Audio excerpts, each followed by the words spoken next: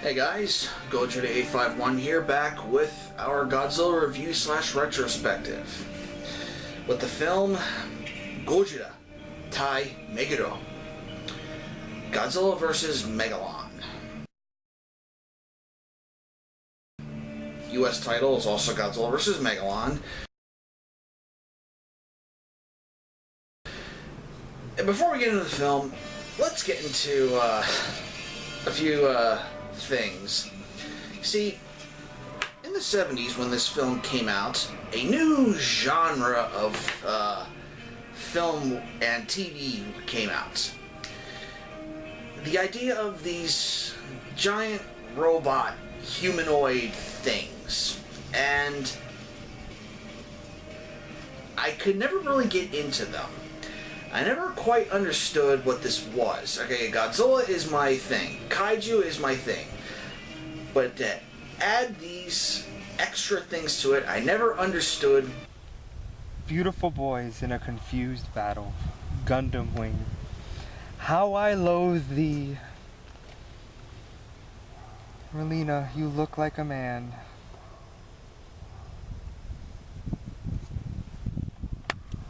What any of this meant at all. This is completely out of my comfort zone.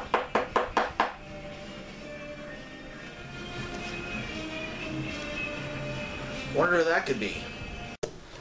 Wonder who that could be. Stay.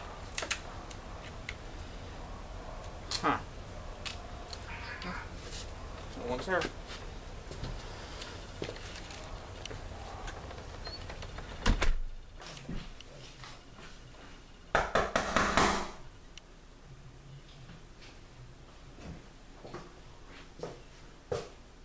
Oh, you want to play games, huh?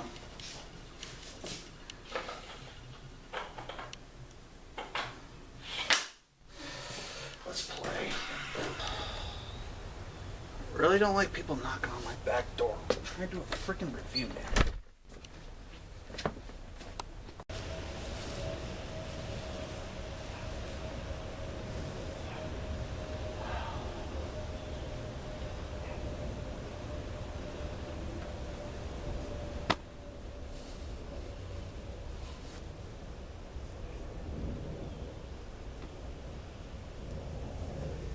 You.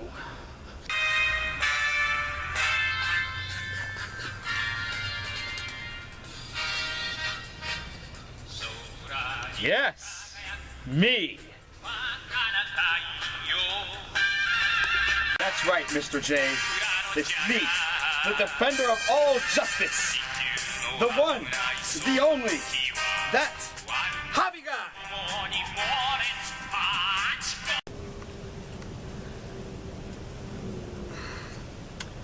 I haven't been called that in a long time.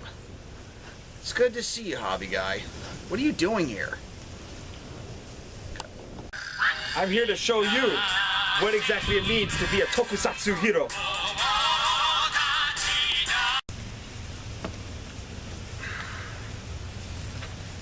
Dude, I'm not against tokusatsu. It's just I don't understand why it's in this film. This is a Godzilla film, is it not? Actually, now that you mention it... How did you do that?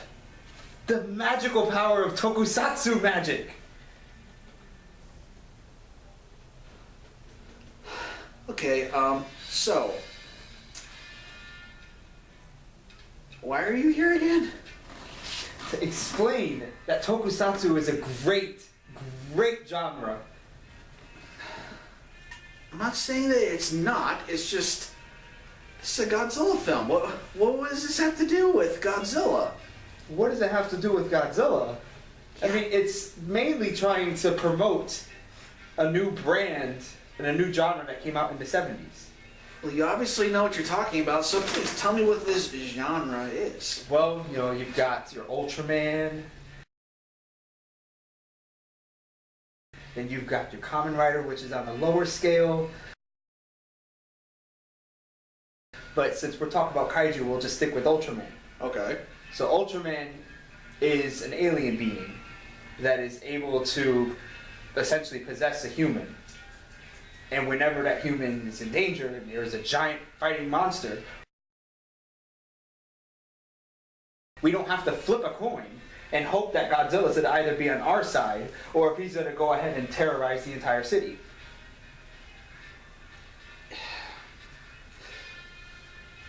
Okay. Well, tell us, how does this movie do that if you're so knowledgeable? Well, they use the giant fighting robot, which is Jet Jaguar. Yeah. Ironically, was made by a little kid in elementary school. Really? Yeah, you didn't know? They drew, it was a drawing contest, and there was a kid that said, hey, I have this amazing idea for a giant fighting robot named Jet Jaguar, who originally was supposed to be called Red Arone. I think I like Jet Jaguar better. I do too, actually, even though I don't see the Jaguar part in it, but the smile, you know, it's very fierce. Okay, so I guess let's start again. We have Godzilla Tai Meguro. English translation, Godzilla vs. Megalon. Yes, this is a very odd film to be Godzilla, and I just learned that it wasn't supposed to be a Godzilla film at all, so let's just go into what we do know. Our film begins out by a lake where his kid is on this very odd-looking raft.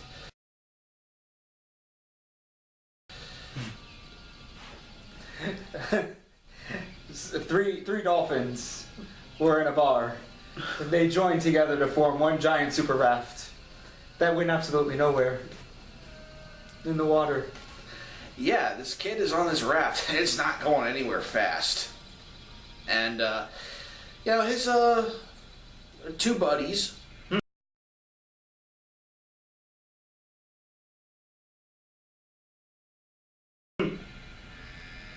Yeah, they're buddies. We'll stick with buddies. Are on the beach, you know, enjoying a picnic, it looks like, when all of a sudden the water starts to foam and this loud buzzing sound starts coming from the water. And the kid, oh, this thing isn't going anywhere, so he's stuck in the water, so they actually rig up this rocket and they actually tow him in, fighting the current, and then it gets sucked into the, you know, the hole in the ground. You know, it looks like a giant toilet exiting its water, pretty much drying out the not ocean but the lake. So then, you know, that was crazy. They're talking about how it was an earthquake, how things are just, you know, not going well. When they actually go home and they go to come inside, and the door is ajar. So they go inside, and then we meet this guy.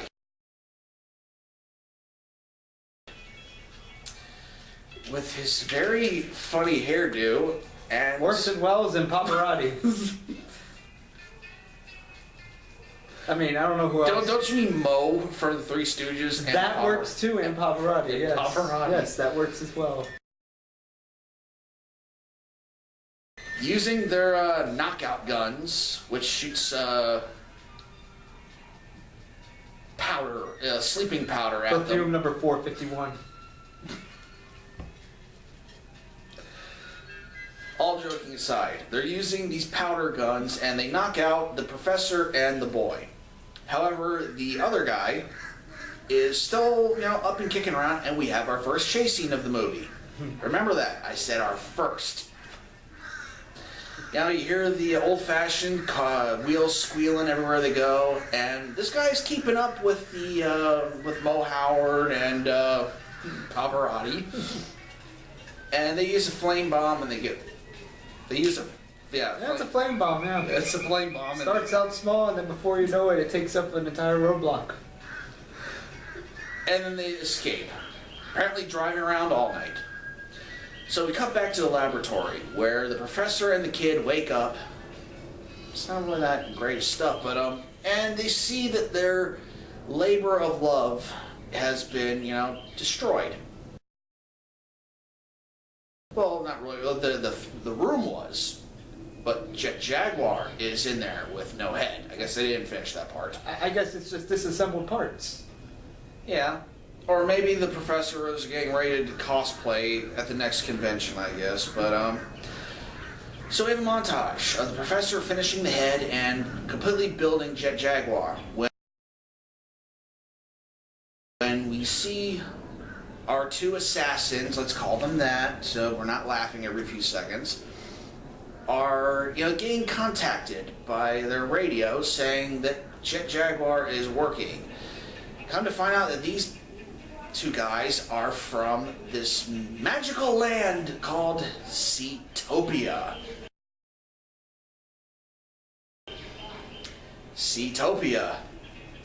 And at the center of Seatopia is the Seatopian leader. Who doesn't have a name, actually. Wait, hold on. Does he? Seatopia leader. No, so no name. Yeah. Nice. Or as I like to call him, the alarm clock man. Why? Because as this is all going on, our two hired hitmen come back to the professor's room. They kidnap the child, break in, and then they take control of Jet Jaguar, taking both the kid and the guy, putting him in the cleanest trailer ever on the planet to be transported to Seatopia. Why? I don't get it. I've got it. I know why. Why is that? They wanted to mass produce Jet Jaguar. To make an army of Jet Jaguars. That's actually a good idea. It has to be it. I mean, there's nothing else that I can think of. The only problem with that is that the alarm clock man, as I'm calling him, begins chanting. Wake up, Megalon. If you call this chanting, get up, Megalon. Go and do your thing. Wake up, Megalon. So, who's Megalon? Well, this guy's Megalon. Yeah, a pretty badass looking monster. Hey. Wait. Did you just say, like, really? Megalon? Yeah. He's got this really cool armored beetle look to him. No. He is a giant flying roach with a beetle head and Chrysler buildings for hands. When you put it that way, it's hard to defend, but it's got a cool roar. I don't know about that. I don't know. I mean, the guy, he flies around like a giant sarcophagus. And then he gets so tired of flying that he just wants to hippity hop his way around the landscape.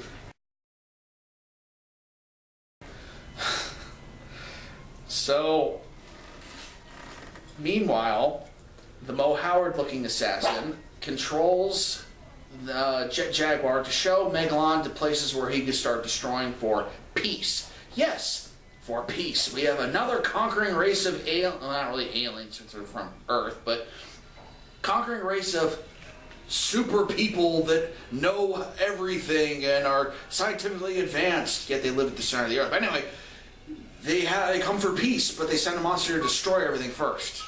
They must wipe everything out first before there could be peace for their own people. Maybe it's that.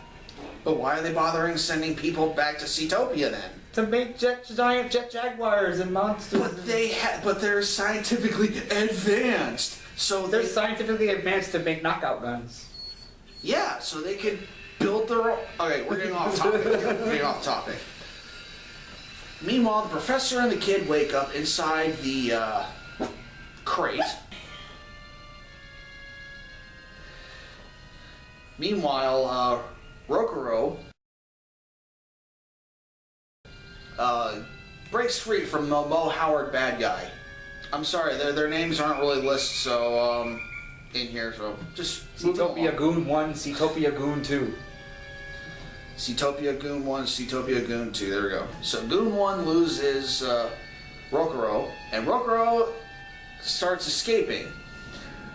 And we have the most oddest chase scene where where Rokuro is inside a yellow car, but he's being followed by an orange car. Then right out of nowhere, a motorcycle comes out. And then we start going all these exotic locations in this one area. First we go down a set of stairs. The cars are fine. Okay, yeah, okay. Motorcycles are designed to do that. Maybe cars were a little tougher back then. Then they start going down a dirt hill. Okay, maybe. No. Yeah. Then we start going down a rock quarry. Okay. Which, did you see the angle they were going down? It was Yes. almost like a 90-degree angle. Yes. I don't understand how these cars were doing this, but, you know, the motorcycle, it's chugging along trying to keep up. But Rokuro enters a construction site. Of course.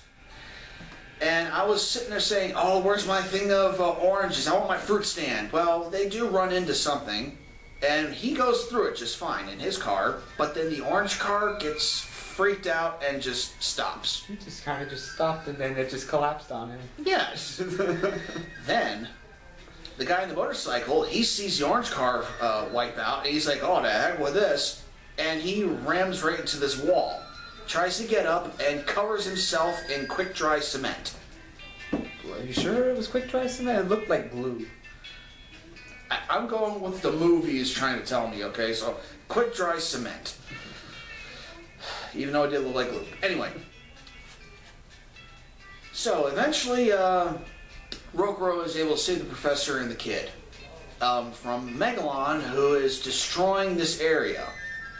But before that happens, the Orson Welles goon number 2 is trying to take command of what he's doing because, oh, here's a funny thing. All right, I don't know if Censor saw this, but the 2 truck drivers with the Orson Welles guy, there was nudie pictures all over this guy's truck.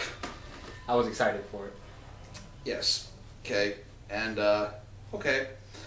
But all of a sudden, Orson Welles wants to take over this, or goon number 2, I can't keep calling that, tries to take over, but they overpower him, and then they throw him from the moving vehicle. And then he rolls for about a good 30 seconds down a cliff, and then splat. They show the body fall out of the truck, it slams into a rock, rolls down this hill, and then comes to a complete stop at the bottom and has this... Seriously. We watched the Japanese version, okay, that's not in the English version, but, At least I don't yeah. think it is. No, it's not. I would remember that from a kid, okay, seriously. Yeah. So eventually Jet Jaguar is... And instead of helping out Megalon, because the Mo Howard guy was controlling him, the professor has this little silver dollar communicator. And he sends Jet Jaguar to go get this guy. Yes, Godzilla on Monster Island. Now, it's something I forgot to say at the beginning of this review, but apparently Monster Island blew up. Now, whether this is a what-if scenario or if this is what actually did happen, I mean, it was pretty confusing. Yeah, a little confusing. They didn't really go into what that was, but anyway. Goes and gets Godzilla with, Javier, why don't you do the honors of showing us how Jet Jaguar communicated with Godzilla? Gladly. Godzilla, it is I, Jet Jaguar. I need you to come with me to Tokyo. And then which Godzilla just said, I'm pretty sure you know which way Tokyo is. So come follow me. That's pretty good. Oh, but the best part of this is when Jet Jaguar lands to see Godzilla. Godzilla's like, yes, a playmate to say hello to. He thinks he was, you know, like chanting. Inner peace. But no, he was, angry kaiju. He was doing the Triangle of Doom. But, okay. So, Godzilla and Jet Jaguar are heading back to land. Megalon is going ape. Seriously, he has no controller to show him what to do. So he's just hopping around. He's doing his little electric slide, like whee, flying around, doing his thing. When the military is called in, and cue stock footage. one thing that I really don't like in films, okay, you can call me annoying for this, but is stock footage.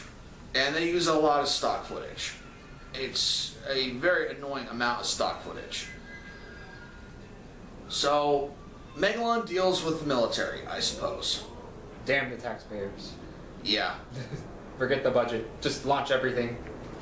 So Jet Jaguar arrives back in this area where Megalon is, and the two battle.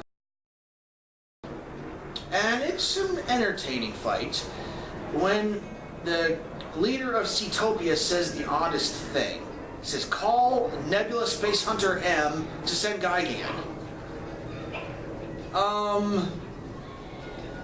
Is it this backwards peace idea from Godzilla vs. Gigan that they want to do as well? Even though they want to destroy the Earth as well, even though the Seatopians, they want to destroy the Earth, but they made their own sun and made their own technology. Plot twist! M. Night Shyamalan could have done it better. Please don't make me think about that. So anyway, they say, oh, Gigan is on his way. Then we cut to Gigan first waking up and then going, so he's not on his way, just... Anyway, Jet Jaguar is beating up Megalon, and Gigan arrives. And it's 2-on-1. Megalon and Gigan are beating the tar out of Jet Jaguar. He didn't really stand a chance. It was like, Gigan's a seasoned pro. I mean, we can say that, right? Yeah. I mean, Jet Jaguar has this great weapon called the flashlight eyes, where he can look around at things and blind you for a momentary, but he doesn't really have that many any projectile weapons, where he's fighting one monster that does, and another one that's a walking buzzsaw with claws and grippers, and just... Yeah, he was really outclassed. But then, finally, to the cue of goofy music comes... Godzilla. Finally, Godzilla arrives and he helps out with this battle, helping out Jet Jaguar, and we get ourselves a tag team match. WWE style. Yep, there's no tagging involved, but still, you know, it's fun stuff. They call that tornado tag, right? Yeah, tornado tag, I guess, but Godzilla and Jet Jaguar are just beating up Megalon and Gigan. But then we get a twist where, or a swerve. Gigan and Megalon do a swerve, and they split up, causing a big ring of fire that burns, burns, burns. Seriously, the fire got all over Godzilla's body, and he was burning Godzilla. He was on fire for a bit. Yeah. I can only imagine how the set was, to extinguish that. Yeah. So they're trapped in this ring of fire. But Godzilla gets an idea, mainly using his human shield, Jet Jaguar, to fly over the fire. Gigan and Megalon having the most bewildered look on it. And then, of course, Megalon going. Gigan looking like he wants to cry in this movie. I don't know what they did with Gigan's face in this movie, but he does not look the same. Yeah, his beak things kept on falling. So, Godzilla and Gigan are just battling. Megalon is being thrown around, and eventually Godzilla and Jet Jaguar win the day. How do they do that? They break Gigan's arm and then throw him up in the air and atomic breath him. He just leaves. How is Megalon dealt with? Remember when Godzilla went flying in that one movie, Godzilla vs. Hedorah? Well, Godzilla decides to pretty much destroy physics and... Again. Well, no, physically Godzilla could do the flying thing. No, his atomic breath. I saw this. Oh, okay, the Hedorah thing. Yeah, the okay, all right. I'm fine with that. Yeah, that's fine. Okay. This though, Godzilla gets a running start and does a baseball slide on his tail and does a drop kick to Megalon. Not once, but twice. He even signaled it. Yeah, even signals it. Then Godzilla goes over and grabs Megalon and begins picking him up by his tail and slamming him down on the ground. As Godzilla, tends to do. And then we see the oddest thing, that Megalon's legs are breaking. Now, whether this was meant to happen, but Megalon is just messed up. The leader of Seatopia, the alarm clock man, says, "It's over, close all portals." There's a portal? What? Maybe he just meant hold. Yeah, I guess close the hole doesn't... So. Oh, there was a part you forgot. What was that? Remember, Godzilla grabs a tree and starts whacking everyone with it. Yes, and then he puts it in Megalon's eye, and then what happened after that? Can we save that after? Oh, are you sure? Yeah, we'll save that after. Okay, alright. So the day is won. Megalon falls into the hole portal thing, and it's closed up. Godzilla standing and shaking hands with Jet Jaguar, and he goes off home to Monster Island. A long walk. A long walk and a long swim. Then Jet Jaguar, he shrinks down, and we start playing our triumphant music. And thus the film ends with the Professor, Roku, and Hiroshi all walking side by side with Jet Jaguar. Hiroshi put on Jet Jaguar's shoulders.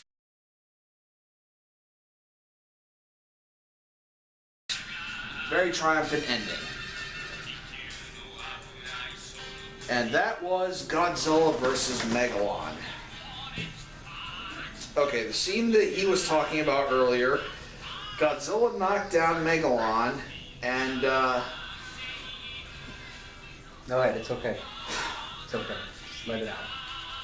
the head of Megalon started to come off, and I saw the actor. I saw his face. He had the headband, a little Japanese headband on. Mistakes happen, but come on.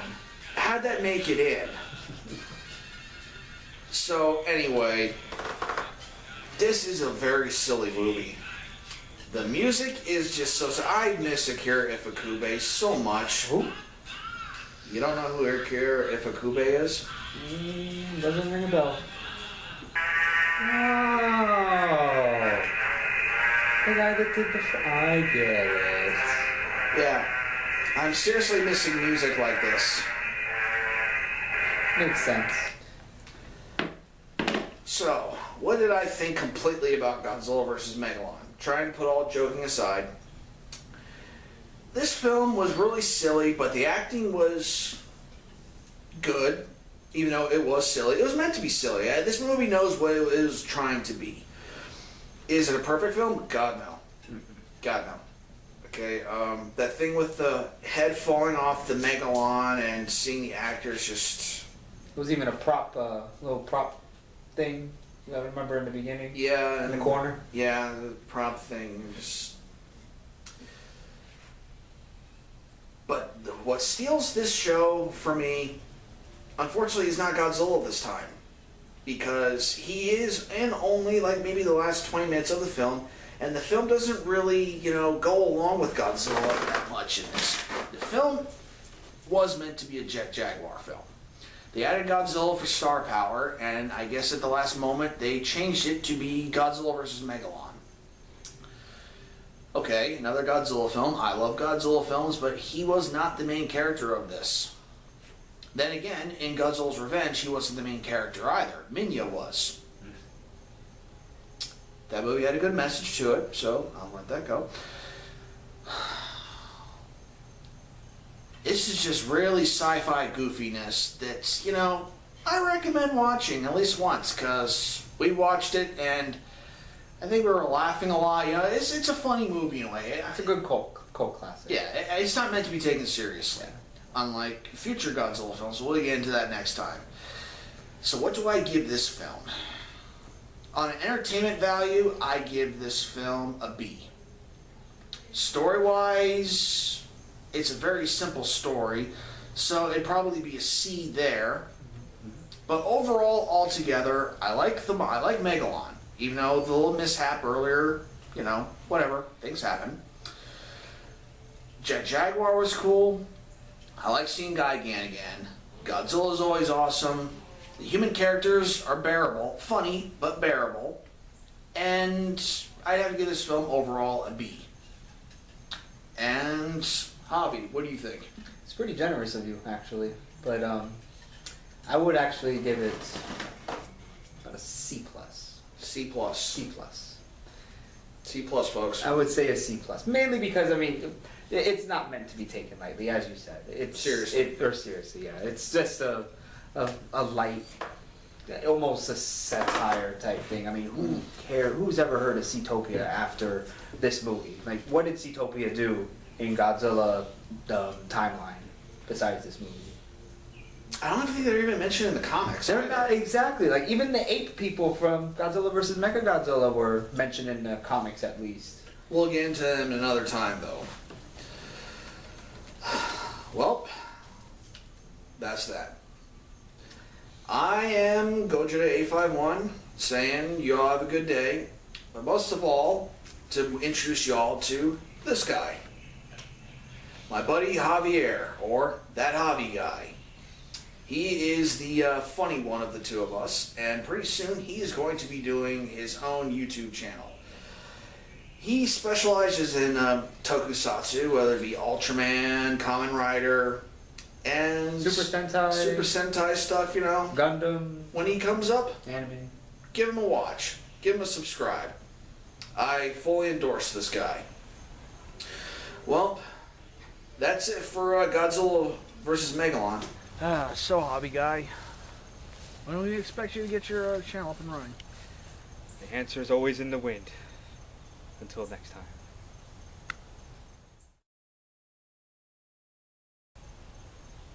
All right.